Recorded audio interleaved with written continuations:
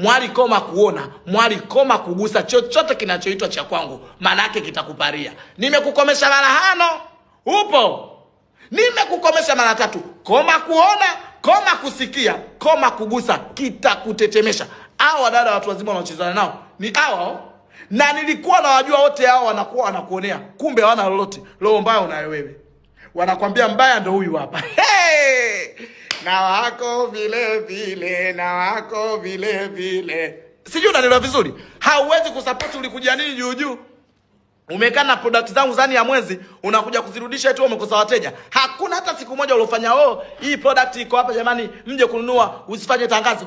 Mimi nimalize PC 10,000, wewe ndio kumaliza PC 200. Ila ulijua ukiziuza wewe mimi nitapata. Malaya, mimi huko nimevuka baby. Mimi laki si pesa milioni inasaidia. Mimi maskini jeuri ndio. Na mimi kwanza umaskini sema sense jitie jini baya mimi. Sina jini hilo mimi. Mimi mchezo huu siigizi baby. Upo. Hey! Kama unajua naigiza baby, huko nimefunga. Ndio maana nenda kapime siku ya meta za dukani kwako, alafu uje uongee na mimi. Sifungui vitu kwa miemko, sifungui vitu kwa sababu nionekane ninacho, sifanyi biashara kwa sababu nionekane mfanya biashara. Mimi nafanya biashara inaonigea mchezo. Upo dadangu. Nataka nikutwishe wewe kijeba. Ndio maana kutwa unakuwa unagombana na mtu. Huyu alikusaidia kwa mbaya wako, yule alikusaidia alikuwa mbaya wako, basi ubaya unao wewe. Na mimi niko hapa leo kwa ajili ya kukufundisha wewe katenge bro. Nikwambie hivi, roho mbaya haijengi. Roho mbaya baby inabomoa.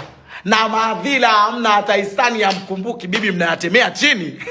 Wewe haukote. Bwana. Sio unanielewa mzeni?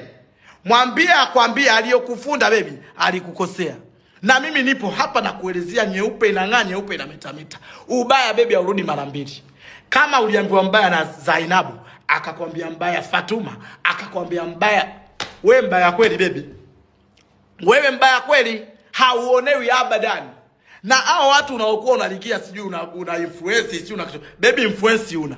Maana ngogo na influence nitakuwa nikitembea kwenye mabango yangu Dar es Salaam, nikukuta kuna bango moja umeweka hata unatangaza sigara unayo. Wote tupo baby, tukiamka unaposti kikoi na posti kikoi. Umeposti mafuta niko busy na nywele. Kwa hiyo wote tunakula kwa upside ya Mwenyezi Mungu. Na Mungu akujalia kutolee